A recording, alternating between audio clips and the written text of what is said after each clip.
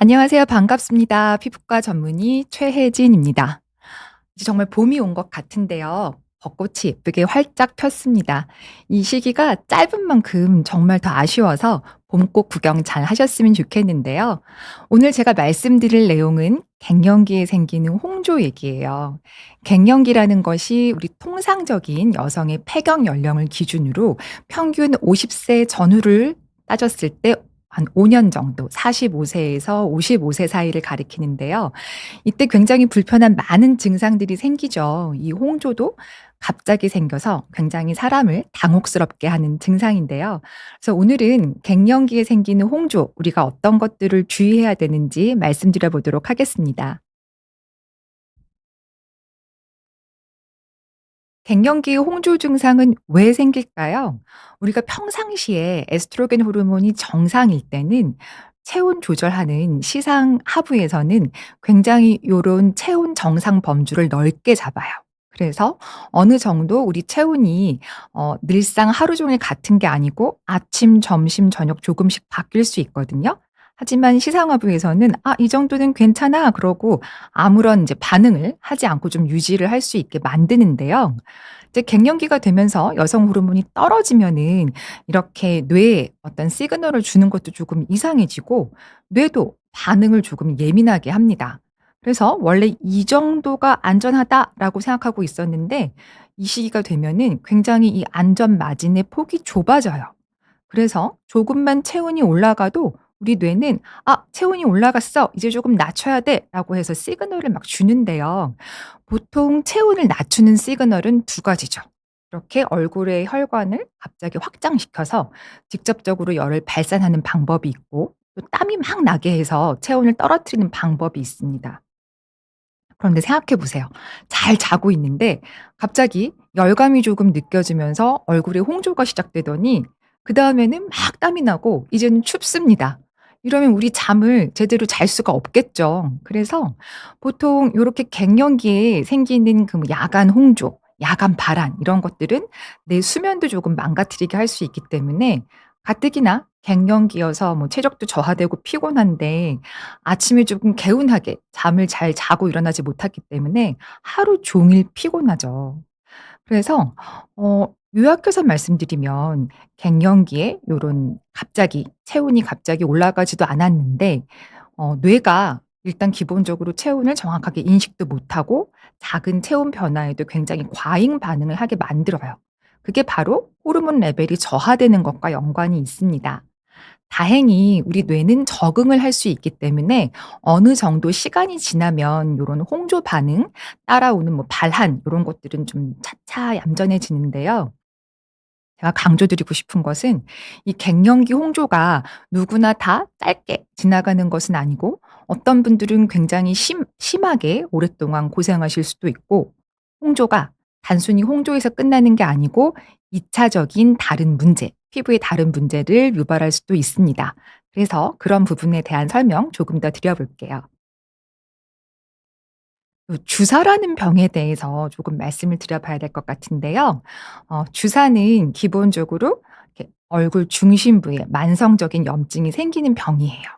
이게 홍조가 들락날락하다가 오래되면은 혈관도 조금 늘어나고 아예 홍반으로 이렇게 자리를 잡습니다.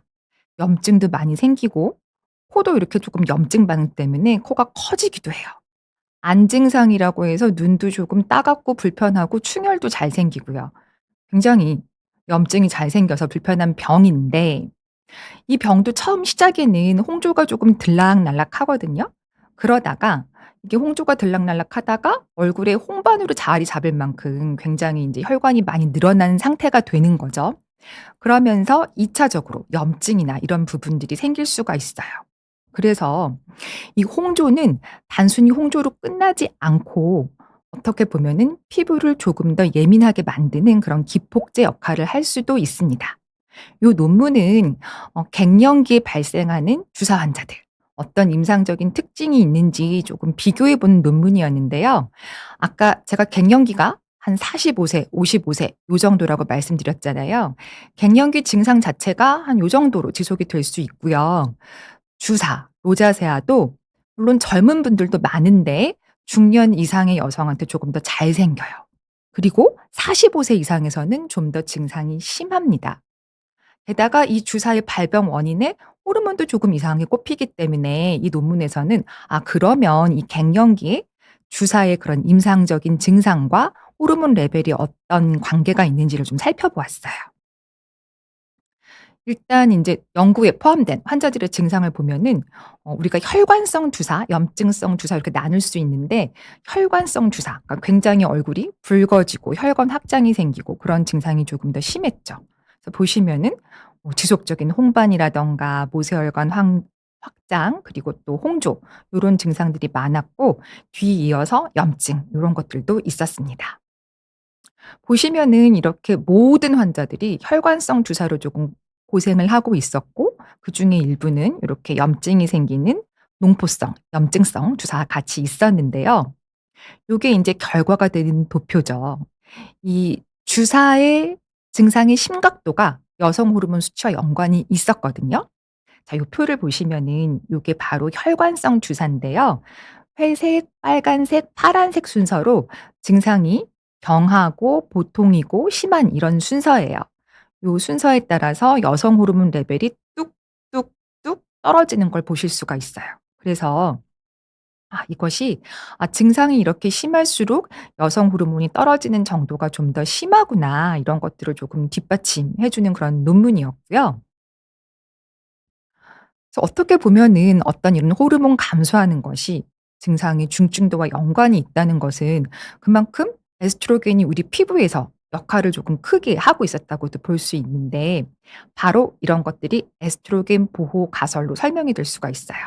이게 있을 때는 잘 모르는데 없어지고 나서 보니깐 에스트로겐이 굉장히 우리 피부에 좋은 역할들을 많이 하고 있었던 호르몬이었던 거죠. 그래서 우리가 뭐 낮 동안에 받는 공해 자극으로부터 빨리빨리 회복이 되려고 하면 항산화가 돼야 되는데, 여기에도 영향을 미치고 염증도 억제하고 항노화도 시킬 수 있고 심지어 콜라겐 합성도 촉진해 주고, 논문을 보았더니 면역도 조금 증강시켜 준대요. 그래서 갱년기 이전에는 남자들이 좀 더 많이 아픈 그런 것도 이런 에스트로겐이 보호를 해 주고 있기 때문에 고 시기에는 여성들이 훨씬 덜 아프다가 이제 갱년기 이후가 되면서 조금 더 이제 비슷하게 아파지는 거죠. 자, 이렇게 봤을 때 요런 염증, 홍조 이런 것들도 '호르몬을 조금 이용해서 치료해 볼 수 있겠다.' 이런 가능성을 조금 주는 논문이기도 했어요. 자, 에스트로겐 보호것을 쪼끔 더 말씀드려 볼게요.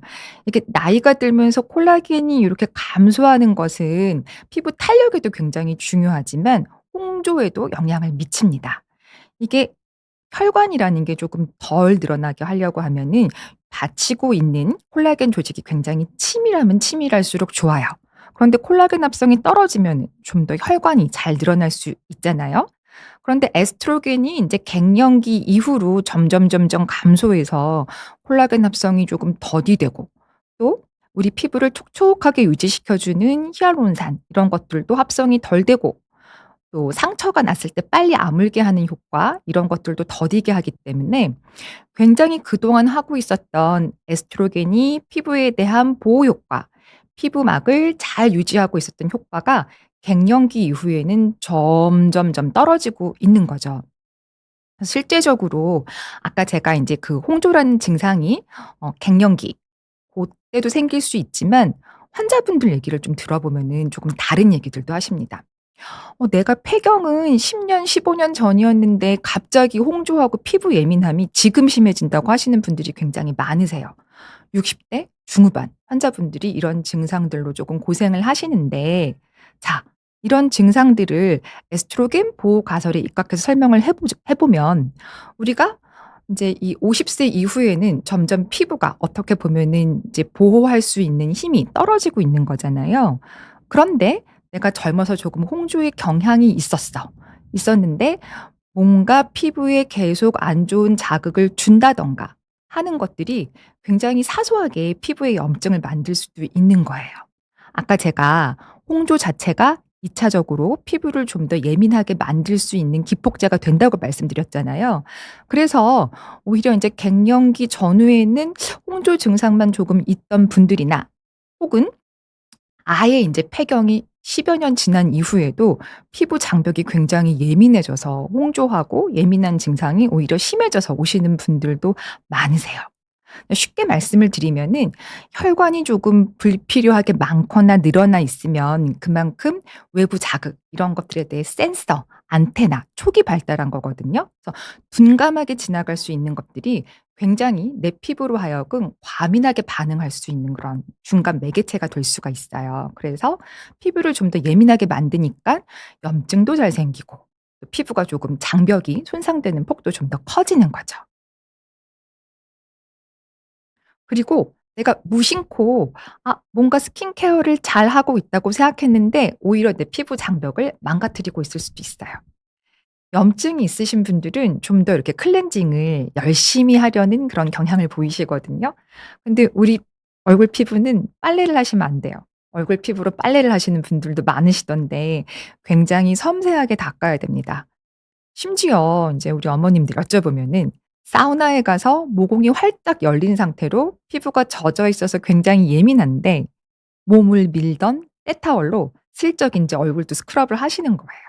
이런 경우는 절대로 하시면 안 되는 거고 클렌징도 아까 굉장히 빡빡 닦는 거 좋아한다고 말씀드렸잖아요. 굉장히 다양한 제품을 섞어서 쓰시더라고요. 이런 것도 안 좋고요. 또 우리 얼굴 피부는 미온수로 가볍게 자극 없이 닦아야 되는데 뜨거운 물로 굉장히 오랫동안 박박 닦으시는 경우도 많이 봅니다. 제가 예시를 들기 위해서 세안제 하나를 요렇게 가져왔는데 사실 요 생카라는 것은 굉장히 세정력이 좋은 세안제거든요. 그래서 저는 딥 클렌징용으로 한 주 1-2회 쓰시는 것은 괜찮지만 내 피부가 홍조도 있고 예민하고 이런 상황에서 이런 세안제들을 계속 쓰시면은 보호해야 되는 피부 장벽을 계속 인제 깎아내고 있는 그런 것들을 하시는 거예요. 그러면 피부가 좀 더 예민해지겠죠. 그래서 원래 홍조가 있고 예민도가 높은데 이런 것까지 계속하고 계셨다고 하면은 갱년기 이후에는 가뜩이나 피부를 보호할 수 있는 호르몬도 없는데 좀 더 자극에 예민해지시는 거예요. 그래서 아 홍조라고 생각하셔서 단순히 갱년기 홍조라고 생각하셔서 '아 이게 시간이 지나면 자연스럽게 없어지는 게 아닌가.'라고 해서 방관하시는 경우도 많으신데 그럴 게 아니고 내가 홍조의 손이 조금 있다고 하면은 좀 더 이런 변화를 유의하게 지켜보셔야 됩니다. 피부가 예민한 사람들을 대상으로 실제로 혈관이 얼마나 조금 특이한 모양을 가지고 있는지 살펴보았어요. 제가 아까 그 혈관이 많은 상태, 홍조가 있는 베이스에서는 피부를 좀 더 예민하게 만들 수 있는 촉이나 안테나로 작용할 수 있다고 말씀드렸잖아요. 그런 것들을 조금 살펴보는 논문이었는데요. 자, 결과를 말씀드리면은 혈관 깊이도 예민한 기프에서 예민한 피부에서는 좀 더 혈관이 이렇게 표면 가까이 있었대요. 우리 피부의 혈관을 보면은 표피, 진피 요 사이를 이렇게 이어주는 굉장히 실타래 같이 다양한 혈관들이 얽혀 설켜 있는데 요런 예민한 피부에서는 혈관이 좀 더 표면에 가까이 위치해 있습니다. 이런 것들은 네 자극에 좀 더 예민하게 반응할 수 있는 거죠. 그리고 혈관 모양도 조금 차이가 났는데요. 정상 피부에서는 요렇게 점상 패턴이 우세했는데 예민한 피부에서는 그물 모양이나 나뭇가지 모양으로 조금 더 밀집도가 높게 분포가 하고 있었죠. 우리가 예민한 피부를 결정하는 요소 중에 혈관 말고 신경도 있거든요. 근데 신경을 먹여 살리는 건 결국 혈관이잖아요. 근데 혈관에서 어떤 집중적인 산소, 영양분 이런 것들의 공급이 조금 더 이런 신경에 빠르게 전달될 수 있으니까 이런 신경은 늘 이렇게 반응이 굉장히 이렇게 좀 빠릿빠릿한 상태로 늘 그렇게 되고 있는 거예요. 때로는 둔감해도 좋은 상태가 되면 좋은데 뭐 신경도 이렇게 빠릿빠릿해지고 그런 것들의 매개를 또 혈관이 하고 있기 때문에 어떻게 보면은 이런 예민한 피부에 혈관이 미치는 그런 영향이 좀 더 큰 거죠. 밀도를 보았을 때도 예민한 피부에서 좀 더 이렇게 조금 밀집도가 높은 혈관들이 많았다고 합니다. 그래서 이런 혈관의 모양과 상태가 충분히 피부의 예민도를 반영하고 있기 때문에 어떻게 보면은 인제 내 그런 혈관 상태가 앞으로의 피부 건강도를 조금 결정할 수도 있는 거죠. 저는 예민한 분들도 적절하게 혈관 치료가 필요하다고 생각하는데요. 이렇게 혈관과 예민한 피부가 연관이 있고 혈관 구조가 다르고 이런 부분들이 영향을 주고 있잖아요. 근데 우리 예민한 피부를 가지신 분들은 또 걱정이 많습니다. "아니 피부가 예민한데 레이저를 해도 될까요?" 라고 많이 물어보시는데 레이저 종류가 굉장히 다양하죠. 다양한데 다행히 혈관 레이저는 피부의 표피를 다치지 않게 진피의 혈관에 작용하기 때문에 표피는 보호해 주거든요. 그러면서 인제 진피에 열 에너지를 전달해서 혈관도 조금 줄이고 또 부수적으로 콜라겐도 조금 튼튼하게 할 수 있어요. 그래서 오히려 조금 예민한 피부가 더 건강해질 수 있는 그런 역할을 혈관 레이저가 만들어 줄 수 있는 거죠. 그럼 또 물어보세요. "어떤 혈관 레이저가 제일 좋아요?" 라고 물어보시는데 우리가 혈관이 문제가 된다고 해서 혈관을 무조건적으로 가장 잘 파괴할 수 있는 레이저가 제일 좋은 건 아니에요. 왜냐하면 이분들의 피부는 좀 예민하고 피부 장벽이나 또 부수적으로 있는 염증 상태도 또 고려를 해야 되기 때문에 레이저를 쓸 때도 조금 순한 맛으로 장벽 손상 없이 하는 것도 중요하고 사실 치료를 할 때 고려해야 되는 요인들이 조금 더 있거든요. 그래서 무조건 혈관을 빨리 잘 파괴할 수 있는 레이저가 제일 좋은 건 아닙니다. 또 같은 레이저라도 쓰는 사람이 얼마든지 조금 다르게 쓸 수도 있고요. 사실 인제 이게 치료용으로 쓰이지만 어떻게 보면은 또 피부에 자극을 줄 수도 있기 때문에 양날의 검처럼 또 작용할 수도 있습니다. 그래서 저는 레이저를 쓸 때는 좀 최대한 순한 맛으로 좀 쓰는 게 좋다고 생각하고 있고요. 또 환자분들한테 드리고 싶은 말씀은 레이저 치료를 너무 서두르시는 분들도 있고 너무 겁내시는 분들도 있는데 충분히 의사 선생님과 상담을 통해서 결정하실 수 있어요. 장벽의 손상 정도가 너무 안 좋고 염증이 많고 뭐 이럴 때는 레이저를 조금 미룰 수도 있고 또 지금 충분히 레이저를 할 수 있는 상태인데도 막연하게 치료에 대한 그런 무서움, 두려움 이런 것 때문에 차일피일 미루시는 경우도 있는데 요런 모든 요소를 고려해서 인제 쪼끔 경험이 풍부한 피부과 전문의 선생님과 상담을 하시면은 올바른 치료의 방향을 선택하실 수 있습니다. 그래서 너무 서두르지도 너무 겁내는 것도 좋지 않다고 말씀드리고 싶어요. 자, 치료에 대한 얘기 잠깐 드렸는데요. 제가 아까 클렌징이 굉장히 어떤 피부 장벽을 보호하는 데 중요한 역할을 한다고 말씀드렸잖아요. 요게 한번 살펴보실게요. 내가 클렌징하는 방법이 혹시 여기에서 해당되는 사항이 있는지 한번 보실게요. 자, 메이크업을 지울 때 클렌징 폼을 2번 쓴다.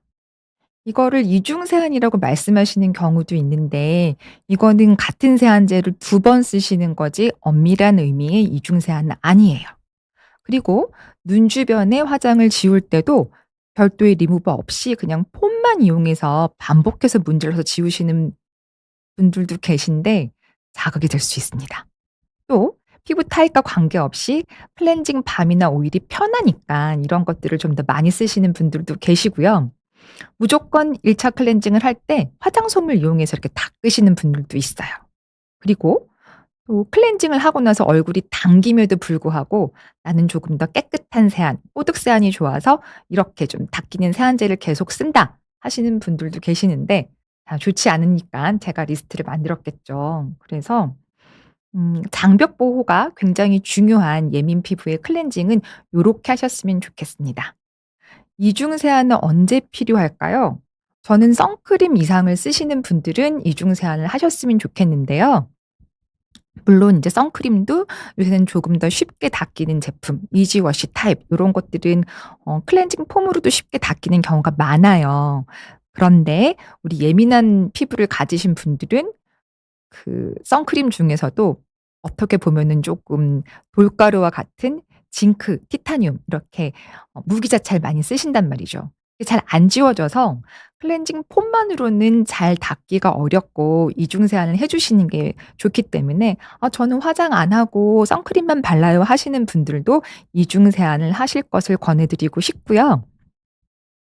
아이 리무버를 제가 좀 따로 써야 된다고 말씀드리는 이유는 이게 잘 안 지워지니깐 눈 주변을 조금 더 여러 번 많이 문지르시는 경우가 있는데 불필요한 피부염이나 비립종 이런 것들이 생길 수 있는 요인이 되기 때문에 볼 수 있으면 저는 좀 따로 쓰셨으면 좋겠습니다. 그리고 제가 이중 세안 강조드렸는데 1차 세안제, 2차 세안제가 있죠. 가장 무난한 게 저는 클렌징 로션 같아요.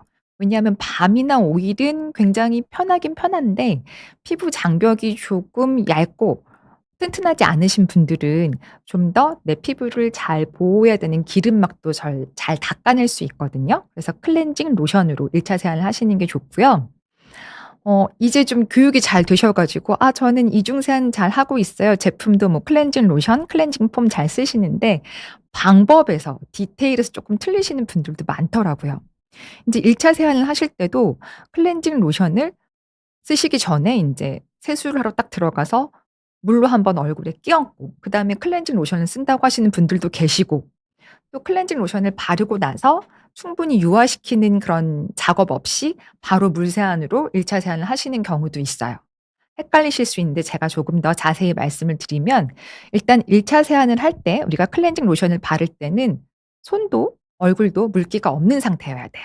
손을 깨끗이 닦고 물기가 없는 손으로 클렌징 로션을 짜서 얼굴에 고르게 이렇게 마사지하듯이 바르시고 소량의 물로만 유화를 조금 시키셔야 돼요. 이렇게 유화라는 게 물을 조금 문지르면은 클렌징 로션이 조금 맑게 되잖아요.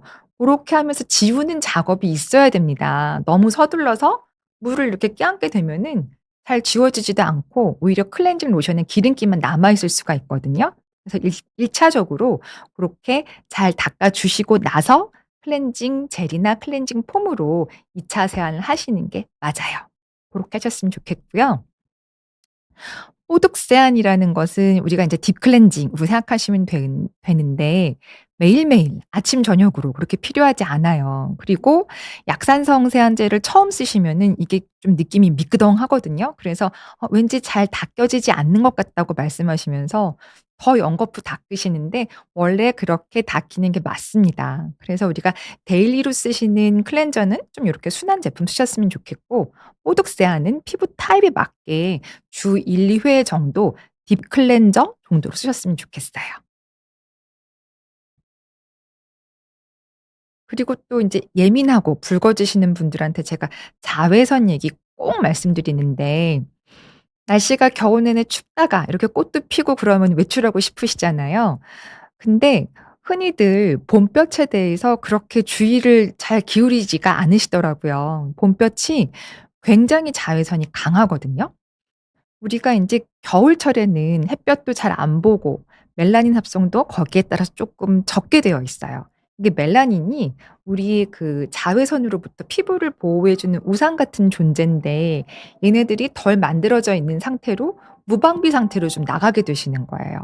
게다가 봄날의 자외선은 굉장히 강해서 정말 한여름 햇볕의 4분의 3에 달하거든요. 근데 우리가 여름에는 햇빛을 주의한단 말이에요. 7-8 월에는 뭐 양산도 잘 쓰시고 더우니깐 외출도 조금 안 하시고. 그런데 일단 지금과 같은 날씨엔 너무 또 신나니깐 이런 것들에 대한 주의 없이 나가다가 또 얼굴이 붉어지고 뒤집어지고 하시는 경우를 많이 보는데 봄볕이 굉장히 강하고 해롭습니다. 그래서 속담 중에 그런 말도 있잖아요. "봄볕에 며느리 내보내고 가을볕에 딸 내보낸다." 봄볕에 자외선이 주는 해로움이 그만큼 강하기 때문에 주의를 하셔야 되고요. 또 오존층이 조금 얇아지거나 그러면 자외선 투과가 그만큼 더 잘 되기 때문에 굉장히 자외선 차단은 중요합니다. 그리고 예민 피부에 있어서는 자외선 차단제를 쓰는 것만큼이나 잘 지우는 게 중요한데 만약에 지금 얼굴이 너무 따갑고 홍조도 심하고 염증이 있으실 때는 자외선 차단제 쪼끔 쓰시기 어려우실 거예요. 그때는 물리적으로 모자나 양산, 그늘 될 수 있으면 자외선이 강한 낮 시간 동안의 외출을 조금 줄이시고 뭐 요런 방법들을 좀 쓰셔야 돼요.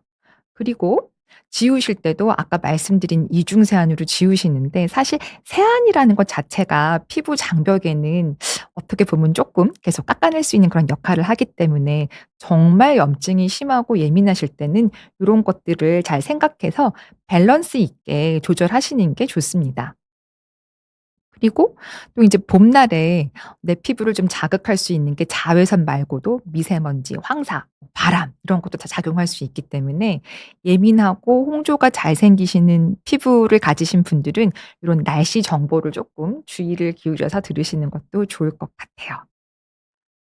그래서 오늘 제가 짧게 말씀드렸는데요. 그래서 오늘 기억하실 세 가지는 우리가 갱년기 이후에 뭐 홍조나 예민 증상 이런 것들이 심해질 수 있는데 이런 것들이 떨어지는 여성 호르몬 에스트로겐과 굉장히 밀접한 연관이 있습니다. 하지만 단순히 홍조 증상이 생겼다고 해서 이게 갱년기가 지나면 저절로 좋아질 수도 있지만 의외로 정도가 또 기간이 굉장히 심한 분들도 많기 때문에 이런 증상이 괴로우시다고 하면은 피부과에 오셔서 뭐 동반된 피부 장벽에 이상은 없는지 점검을 좀 받으시는 게 좋고요. 제가 아까 혈관이 많고 그런 것들도 충분히 피부를 많이 예민하게 하는 어떤 중간 매개체가 된다고 말씀을 드렸잖아요. 그래서 실제로 갱년기 이후에 훨씬 지난 다음에도 이런 홍조나 피부 예민도를 가지고 병원에 오시는 분들도 많으시거든요. 그래서 그런 것들에 대한 얘기를 조금 들으시는 게 좋을 것 같아요. 그리고 두 번째는 적절한 혈관 치료는 그 자체가 피부의 예민도를 줄일 수 있는 좋은 방법입니다.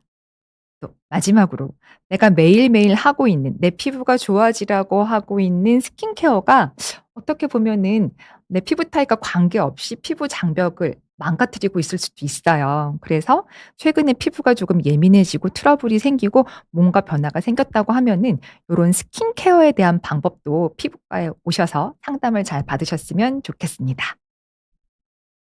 네. 오늘 제가 준비한 건 여기까지고요. 네네. 질문을 많이 주셨는데 사랑나무님, "와이프가 50대 초반이신데 갱년기가 온 것 같다. 화도 많고 얼굴도 붉어지고." 제가 뭘 해 주면 와이프가 어 이해와 공감을 먼저 해 주셨으면 좋겠고요. 네. 좀 표현하셔야죠. "뭔가 해 주고 싶은데 뭘 해 주면 좋겠어?"라고 직접적으로 조금 물어보시면 더 좋을 것 같고 일단 기본적으로 나의 갱년기를 이해해 주는 가족이 있다는 것은 굉장히 감사하기 때문에 사랑나무 님이 먼저 그렇게 마음을 표현하시고 또 아까 말씀드린 것처럼 호르몬이 요렇게 조금 어느 정도 안정이 될 때까지는 시간이 필요하거든요. 그래서 정말 이것 때문에 너무 힘들어하시면 호르몬 치료 이런 것도 고려해 보실 수 있는데 안타깝게도 모든 분들이 다 이런 호르몬 치료를 하실 수 있는 건 아니에요. 뭐 가지고 있는 질병이라든가 또 뭐 가족력 그런 상태에 따라서 못하는 경우도 있기 때문에 실제적으로 이게 가능한가는 병원에 가셔서 상담을 조금 호르몬 레벨이나 고런 것들을 고려해서 하셔야 될 것 같고요. 갱년기 증상이 맞기 때문에 일단 인제 뭔가 좀 필요한 것 같다는 거는 우리 남편분이 잘 인지를 하고 계셔서 적극적인 이해, 공감 그리고 또 인제 하실 수 있는 것들을 하나하나 쪼끔 찾아보는 게 좋겠다라고 말씀하시면서 네 스텝을 밟아 나가시면 좋을 것 같아요. 굉장히 부럽네요, 사랑나무님. 네. 그다음에 인생은 아름다운 님이 40대 후반분인데 어 생리량이 조금씩 나오다. 오 네네네. 네 호르몬제 처방은 산부인과 선생님이 조금 더 자세하게 주실 수 있을 것 같아요. 실제적으로 요렇게 인제 무드 변화나 요런 것들이 많이 동반되면서 몸의 기력도 저하되고 요런 증상들이 호르몬 치료로 많이 좋아지는데요. 음 생리능 여부나 요런 것들도 한번 상담을 받아 보시면서 하시면 좋을 것 같습니다. 네버올드 님. 네 안녕하세요. 50대 남자분이신데 평소에 열이 많으신 편이고 붉어지는 증상. 호르몬과 꼭 관계가 없으실 수도 있는 거죠. 안면 홍조 증상은 사실 굉장히 다양한 증상으로 생길 수 있어요. 요거에 대해서 제가 좀 더 말씀드리면은 갱년기 때문에 홍조가 생길 수도 있고요. 그리고 아까 제가 주사라는 병 말씀드렸잖아요. 이것도 홍조가 생길 수 있는데 환자분들을 많이 보다 보면 굉장히 신기한 것이 처음에 유발은 뭐 호르몬 레벨이나 이런 것 때문에 갱년기 때문에 홍조가 생겼어요. 그런데 이후에 이런 홍조 상태가 계속 오래 있다 보면은 얼굴이 전체적으로 붉어지는 홍반 상태가 되거든요. 그러면은 우리 주사 환자분들은 정말 뭐 날씨, 매운 음식, 온도 변화, 뭐 스트레스 이런 것들로 굉장히 얼굴이 수시로 붉어져요. 악화 요인이 굉장히 많은데 갱년기 이후에 생긴 홍조도 처음에 시작은 호르몬 레벨일 수 있었지만 이후에 악화되는 것들은 비슷하게 가신단 말이에요. 그러니까 이거는 혈관이 그만큼 많이 늘어나고 자극을 받다 보면은 이 자체가 어떤 오토노미가 생기는 거죠. 그래서 굉장히 주사와 흡사한 양상으로 갑니다. 그래서 제가 혈관이 오래 늘어나 있고 많이 있고 이런 게 좋지 않다고 하는 것은 굉장히 비슷한 경과를 밟으면서 2 차적으로 나빠지기 때문이에요. 그래서 지금처럼 열이 계속 올라오고 가라앉지 않고 이렇다고 하시면은 얼굴이 인제 홍조가 아니고 홍반 상태로 가실 수도 있는 거고요. 이때는 제가 아까 혈관 치료가 적기에 적절하게 필요하다고 말씀드렸어요. 더 피부가 예민해질 수도 있고 일단 기본적으로 인제 아직 사회생활을 한창 하실 때인데 음 얼굴이 낯 쪼끔 남자분들 많이 붉고 이러면은 오해를 좀 많이 사기도 하시거든요. 그래서 뭐 "다혈질이냐?" "술을 마셨냐?" 뭐 이런 오해도 많이 받으셔서 그런 게 스트레스가 돼서 혈관 치료를 저한테 오시는 분들도 많으시거든요. 그래서 꼭 호르몬과 이상이 없을 수도 있고 또 호르몬과 관계가 있는 홍조도 결국은 악화되는 요인 자체가 굉장히 다양하게 나빠지기 때문에 홍조나 홍반 때문에 불편하시면은 저는 비교적 좀 조기에 치료를 잘 받으실 것을 권해 드려요. 이게 처음에 이런 것들이 갑자기 생기시면 굉장히 불안해하시거든요. 그래서 홍조나 이런 것들이 예측이 안 되고 그래서 수시로 붉어지는 것 때문에 처음에 오시는 분들은 굉장히 마음도 불안하고 뭐 이렇게 오시는데 치료를 하다 보면은 처음에 뭐 홍조나 홍반의 정도가 10 점이었으면 이렇게 점점점 가라앉죠. 그래서 많이 안정이 됩니다.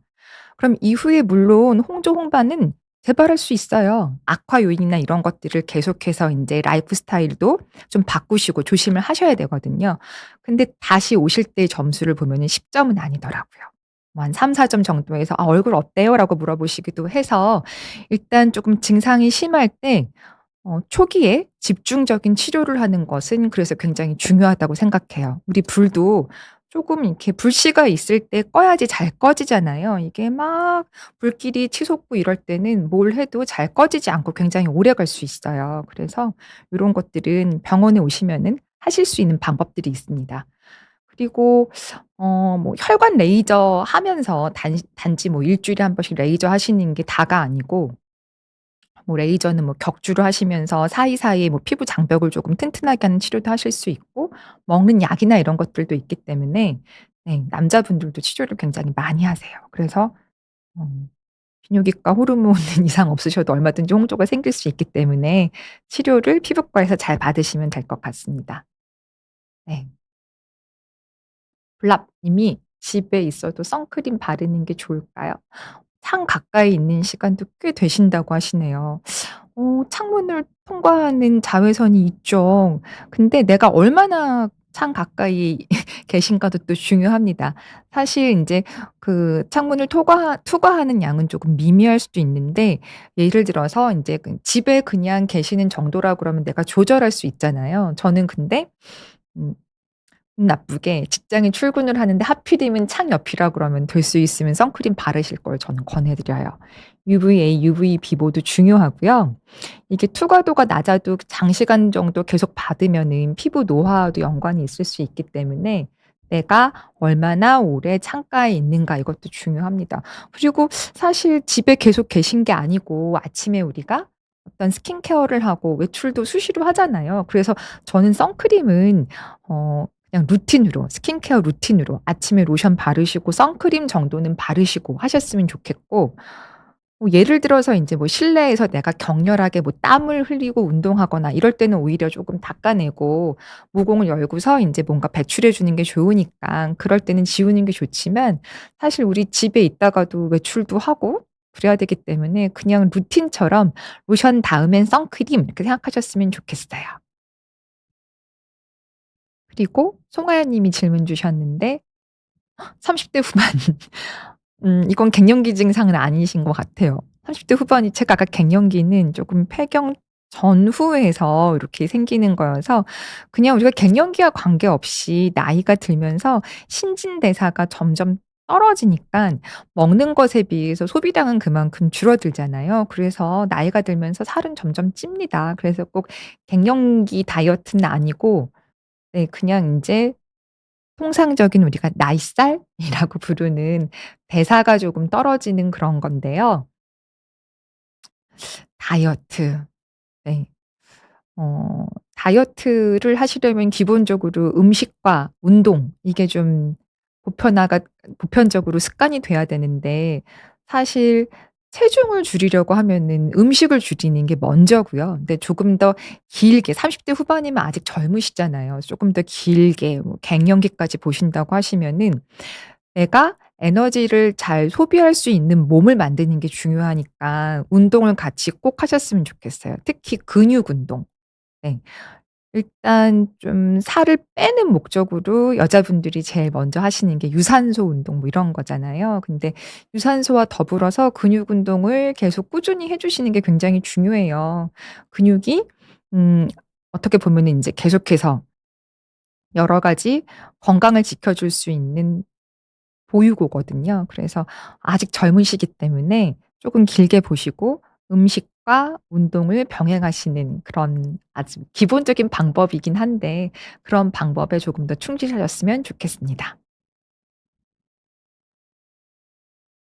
키보드 매니아 님이 질문을 주셨는데 어 아버님께서 우울해하시고 체중 아버님이 연세가 어떻게 되실지 모르겠 60 대라고 하셨군요. 남성 갱년기 증상. 어 일단 기본적으로 체력이 떨어지면은 우울합니다. 네 우울하고요.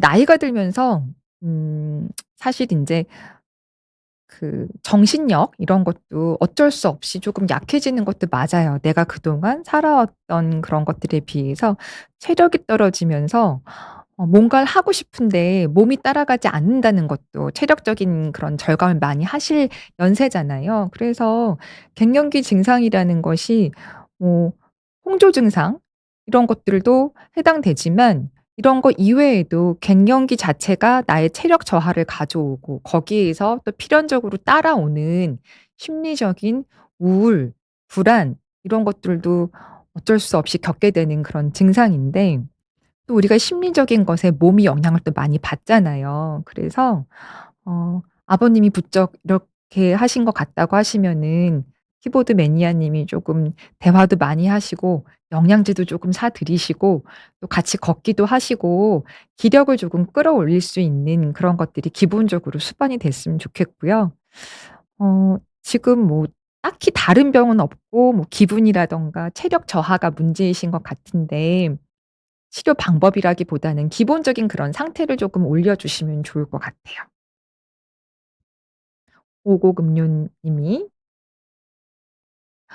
머리가 아프세요? 40대 초반 남자분이신데 몇 달째 머리가 아프시다고 통영.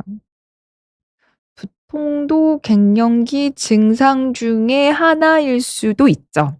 네. 근데 아닐 수도 있습니다. 40대 초반이시고요. 음 제 생각엔 이거는 갱년기로 치부하실 게 아니고 계속 머리가 아프시다고 하면 두통에 대해서 조금 전문적인 진료를 받아보시는 게 좋을 것 같아요. 어 물론 그 갱년기 증상 중에 제가 아까 혈관 이상, 안면 홍조나 뭐 이런 것들이 있을 수 있다고 말씀드렸잖아요. 실제로 이런 혈관 이상의 고런 게 변하시는 분들이 두통도 같이 따라오거든요. 그래서 갱년기 증상 중에 뭐 홍조, 두통 흔하게 같이 와요. 근데 아직 갱년기라고 보시기에는 젊으시고 몇 달째 아프시다고 하시니깐 단순히 갱년기 증상으로 치부하지 마시고 쪼끔 전문적인 것들을 해 보시는 게 좋을 것 같습니다. 섬섬옥수 님이 50대 초반이신데 아직 갱년기는 안 왔어요. 이 갱년기는 오신 게 맞고요. 폐경이 아직 안 오셨다는 말씀이시겠죠. 아까 제가 그 갱년기의 그 기준점을 여성의 경우 인제 폐경, 완경이 평균적으로 만 50세 정도거든요. 그래서 거기에서 인제 플러스 마이너스 5 년에서 45세, 55세 요 정도니깐 이미 호르몬은 인제 조금 떨어지고 있는 거죠. 내가 완전히 생리가 끊기지 않았다일 뿐이지 갱년기에 들어오셔서 아마 호르몬 검사를 하고 있으면 완전히 폐경은 아니지만 많이 수치가 조금 늦춰지고 있는 그런 거여서 자, 갱년기 증상이 생겼을 때 영양제 같은 것을 먹어서 뭔가를 하시려고 하시지 마시고요. 지금 이미 갱년기 접어드셨기 때문에 일단 기본적으로 그 얘기를 안 드렸는데 그 에스트로겐 호르몬이 굉장히 중요하잖아요. 그래서 최근에는 파이토에스트로겐이라고 그래서 여러 가지 식물성 성분에 들어있는 것들의 섭취를 이 시기에 많이 인제 하시는 것도 도움이 되실 것 같아요. 석류, 콩 이런 것들, 식물에 들어있는 에스트로겐 성분 요런 것들 계속 드시면 좋을 것 같고 음 아주 본격적인 갱년기 증상이 막 심하지 않으시면은 반드시 호르몬 치료를 받아야 되는 건 아니에요. 근데 인제 섬섬옥수님은 아직 폐경은 오지 않았는데 증상을 조금 늦추고 싶다라고 하시면은 그냥 기본적인 나의 체력 수준을 올리는 것만으로도 꽤 도움이 많이 되실 거예요. 요때 호르몬이 조금 흔들리면서 수면이 조금 깨지고 그러면서 굉장히 체력 저하가 오거든요. 그래서 운동을 저는 하실 것을 권해 드리고 싶어요. 네. 영양제 드시는 것도 좋지만 제가 아까 말씀드린 파이토에스트로겐, 콩, 석류 요런 것들 좀 드시면서 운동을 해 보세요. 운동을 해서 인제 50 대가 굉장히 중요한 게 노년기의 체력을 결정할 수 있는 마지막 시기예요. 갑자기 60 대에 뭘 하려고 하지 마시고요. 50 대에 운동이나 식이 조절 또 나의 어떤 생활 습관 이런 것들을 충분히 많이 바꿔서 본격적인 노년기에 진입하기 전에 준비를 많이 하시는 시기가 50 대거든요. 이게 갱년기죠. 그러니까 갱년기를 준비하시는 것으로 운동하시면서 고런 것들 하시면 좋을 것 같습니다.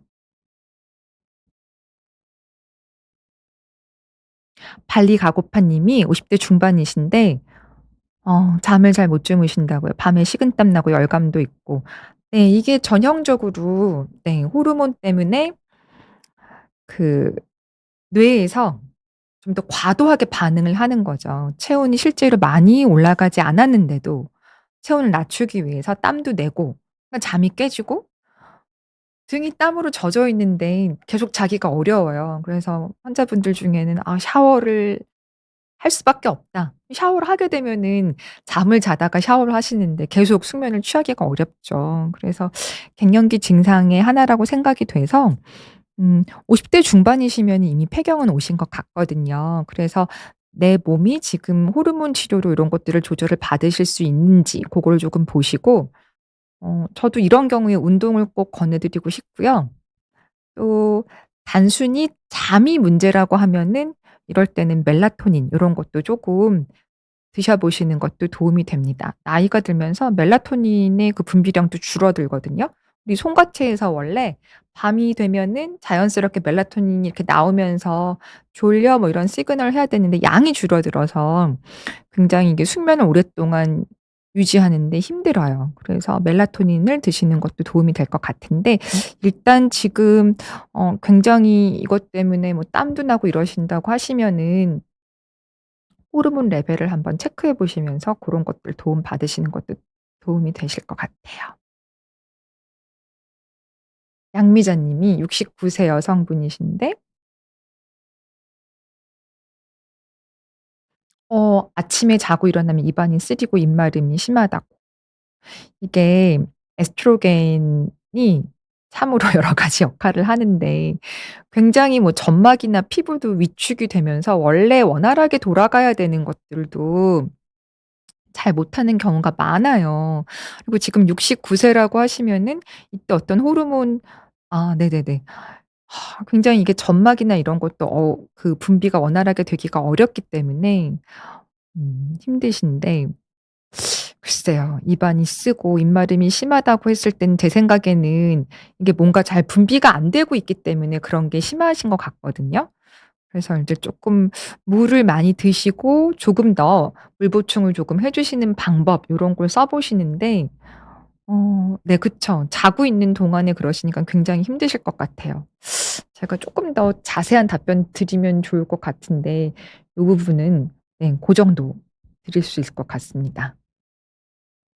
와인 러버 님이 작은 일에도 크게 반응하고 갱년기 증상이 아니냐는 증상. 네.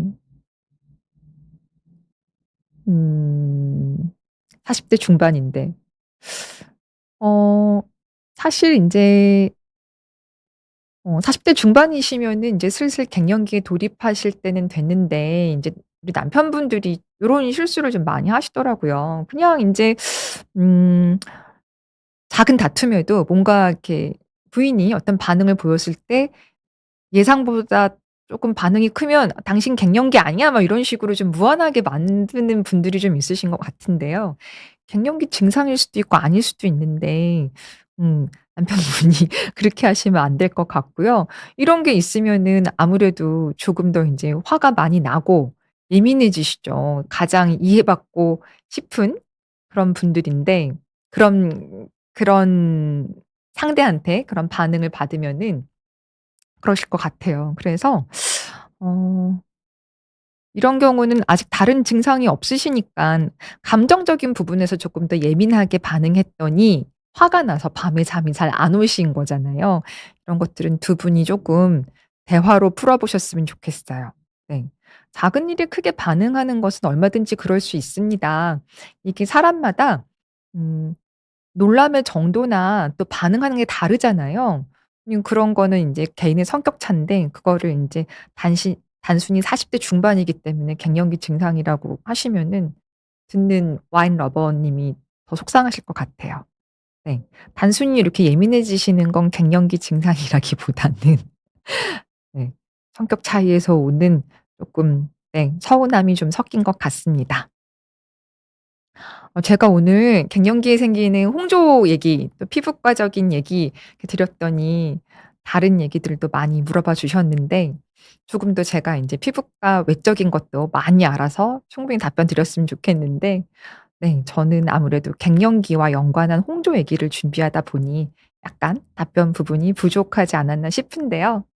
아무튼 갱년기는 무섭습니다. 굉장히 몸과 마음의 변화가 동시에 오는 시기이기 때문에 우리가 조금 준비를 해야 하는데 너무 두려워하실 것도 없고 또 문제가 닥치면 적절한 방법으로 다 해결하실 수 있는 방법이 있기 때문에 피부과는 피부과대로 뭐 산부인과는 산부인과대로 또 다른 각과 별로 여러 가지 몸의 변화에 맞춰서 '어떻게 하면 좋겠다.' 하는 솔루션은 준비되어 있거든요. 그래서 '아 내가 갱년기여서 너무 요새 몸도 마음도 많이 변하는 것 같아.' 이런 것들로 속으로 끙끙 앓고 속상해하지만 마시고 해당되는 분야의 병원에 가셔서 또 선생님과 상담 받으시면서 적절한 해결 방법을 잘 찾으시면 될 것 같습니다. 갱년기로 네 너무 고민하시는 분들이 많은 것 같아서 저도 마음이 좀 안 좋습니다. 아무튼 이렇게 조언 말씀드리고 싶고요. 네 제가 준비한 것은 여기까지입니다. 봄날이 짧습니다. 꽃 잘 보셨으면 좋겠고 또 봄날의 자외선 잘 조심하시면서 즐기는 그런 시간들 되셨으면 좋겠습니다. 함께 해 주셔서 감사합니다. 저는 다음 시간에 뵙겠습니다.